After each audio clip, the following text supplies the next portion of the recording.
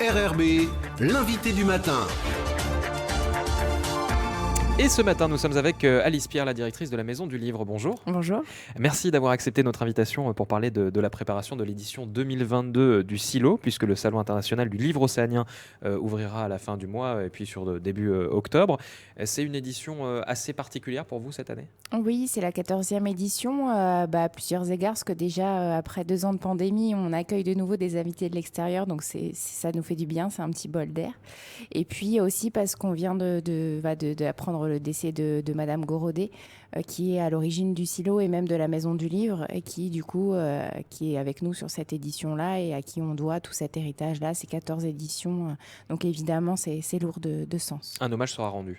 Tout à fait, on fait une soirée le samedi soir sur le site du Crépac dans le cadre de la programmation avec des lectures de ces textes, parce qu'on voulait vraiment rester sur le volet littérature, sur la femme de lettres qu'elle était. Donc on fera une soirée avec un peu de musique ce soir-là. Alors vous le disiez, le Silo fait son grand retour après la crise Covid. Je suppose que vous êtes impatiente de voir ce salon ouvrir à nouveau ses portes. Oui, complètement, d'autant que l'année dernière, il devait avoir lieu à Point-d'Imier. Et puis 10 jours avant, quand tout était en place, il y a eu le confinement. Donc ça a été un peu un coup dur, j'avoue, de ne pas pouvoir faire cette édition l'année dernière. Donc évidemment, on l'attend avec impatience et je pense tous les auteurs aussi sont contents de se retrouver pour cette grande manifestation. Alors avec l'ouverture des frontières, ça permet aussi d'accueillir des auteurs de la région. Ça aussi, ça manquait ? Oui, complètement. Là, on a une illustratrice d'Australie, une illustratrice de Nouvelle-Zélande qui est invitée par le gouvernement de la Nouvelle-Calédonie au titre de la francophonie. Donc ça, c'est vraiment un beau partenariat. On a aussi des auteurs de Tahiti. Donc évidemment, c'est un bol d'air. Et puis pour le public aussi, l'occasion de retrouver un peu des auteurs de la région. Et les auteurs calédoniens aussi ne vont pas manquer à l'appel. Ils seront 33, c'est ça, représentés ? Ouais, 33. Donc vraiment aussi un beau panel des nouveautés littéraires de l'année, parce que c'est le Silo, le projet du Silo, c'est ça. Et donc on a sur le site une grande librairie. On aura aussi une librairie spécialisée pour la jeunesse. On aura des rencontres d'auteurs, des conférences. On aura des ateliers, on aura des expositions. Il y a tout un tas de manifestations organisées sur les 3 jours. Donc ça, le vendredi soir, on aura le spectacle Fin bien ensemble aussi sur le site pour que tout le monde puisse venir découvrir le site.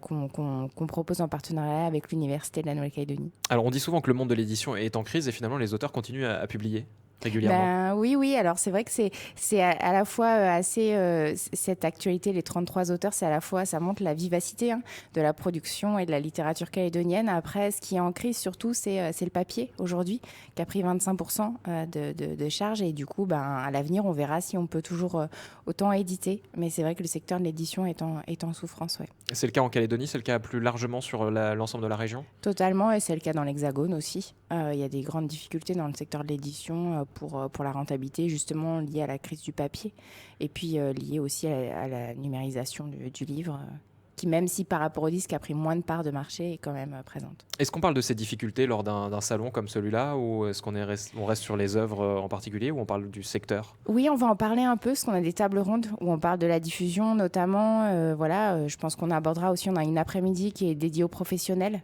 Donc on abordera aussi la question du financement, parce que c'est une question qui nous occupe particulièrement en ce moment. Donc comment on peut trouver d'autres sources de financement que des financements publics. Donc oui, évidemment, le salon, c'est l'occasion de présenter des choses au public, mais aussi entre nous, de réfléchir à des solutions et de faire un petit état des lieux. Alors il y aura une partie du salon tout d'abord sur Nouméa, ensuite ça ira à Lifou. Ouais. À qui ça s'adresse le Silo ? Alors le Silo, c'est vraiment un événement qui s'adresse à tous. En plus, cette édition, moi je l'ai vraiment pensée pour du plus petit au plus grand, avec un espace enfant, un espace ado. Les parents peuvent rester la journée, il y a des spectacles, tout est gratuit, il y a de quoi se restaurer sur place.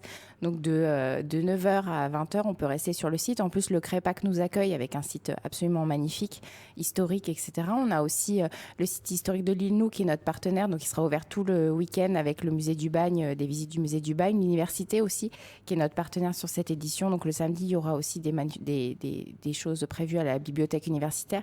Donc on a vraiment un site qui est complet et qui est pour accueillir vraiment tous les publics. Avec un thème, Horizon. Ouais. Pourquoi ce thème ? Parce qu'après 2 ans de pandémie, on avait besoin je crois tous, d'ouvrir nos horizons. Il n'y a qu'à voir comment tous les gens ont pris des billets d'avion, ils ont besoin de partir, de voir autre chose. Donc c'était vraiment l'idée de dire, oh ça y est, nos horizons s'ouvrent de nouveau. On est aussi sur un site qui a accès à la mer. On est sur la mer directement, donc c'est nos horizons aussi, nous dit lien. Voilà l'autre, le livre aussi. Qu'est-ce que le livre nous amène comme nouveaux horizons. Donc c'est toutes ces thématiques-là qu'on a voulu aborder à travers cette thématique. C'est une invitation au voyage aussi? Complètement. Le livre, c'est un voyage. En tout cas, la lecture, en tout cas, c'est comme ça que moi, je le défends. C'est un voyage pas cher, hein. Même s'il peut paraître cher, il est quand même beaucoup moins cher qu'un billet d'avion. Et puis, on découvre des personnages, on est vraiment emporté. Donc, l'idée, c'est vraiment de vous amener avec nous dans un voyage sur ces 3 jours-là. Les Calédoniens sont friands d'aller rencontrer les auteurs locaux? Eh bien, écoutez, sur les éditions, on est toujours surpris de l'affluence. Au Centre culturel Chibaou, il y a 2 ans, on avait eu quasiment 3000 personnes en 2 jours.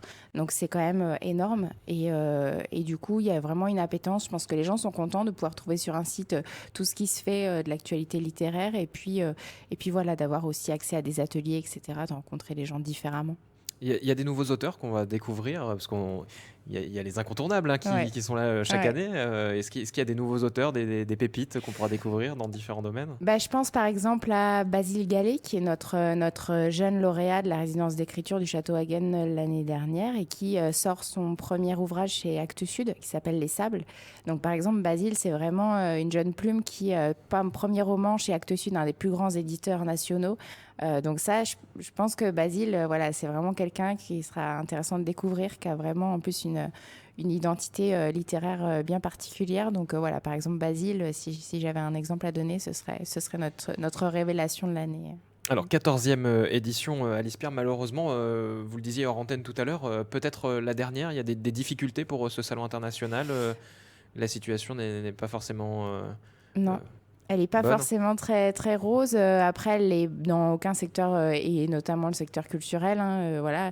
Donc non, c'est une vraie question. J'espère qu'on aura une 15e édition, mais tout est vraiment en gros questionnement. C'est des choses qu'il va falloir à un moment mettre sur la table et prendre des décisions. Toute la filière est en grande difficulté. Donc, est-ce qu'on aura une 15e édition? Donc, elle est aussi un peu particulière pour ça. Elle a un petit goût de fin. Donc j'espère que ce ne sera pas le cas parce qu'elle est précieuse à la filière, cette manifestation, mais c'est un risque. C'est l'occasion de mettre un coup de projecteur, de tirer la sonnette d'alarme? Oui, alors on tire la sonnette d'alarme depuis déjà quelques mois, hein, grâce à vous, les médias, vous avez vraiment joué le jeu et puis relayé nos appels. Mais c'est vrai que oui, on tire la sonnette d'alarme parce qu'un pays sans littérature, en tout cas sans sa littérature, on aura toujours de la littérature de l'extérieur, mais sans des gens qui peuvent apporter leur regard et leur expression, c'est un pays qui perd aussi un peu de son âme, quoi. Alice Pierre, on va terminer peut-être avec, en redonnant les infos pratiques, oui. les jours, etc. et les heures. Alors, le silo, c'est le 30 septembre, 1er et 2 octobre au Crépac, du coup, à Nouville, en face de l'université. Vous pouvez trouver tout le programme de la manifestation sur le site de la Maison du Livre, www.maisondulivre.nc. Il est téléchargeable, vous avez aussi l'affiche, le dossier de presse, tout est en ligne. Et puis, on sera les 5 et 6 à l'IFU. Avec le même programme, c'est ça? Non, alors programme un peu allégé, on ne peut pas amener tout le monde, mais voilà, on va rencontrer les écoles et le mercredi après-midi, on sera à la médiathèque de l'ONA. Ok, mais merci beaucoup. En tout cas, Alice Pierre, la directrice de la Maison du Livre, d'être venue ce matin sur RRB. Merci beaucoup à vous pour l'invitation.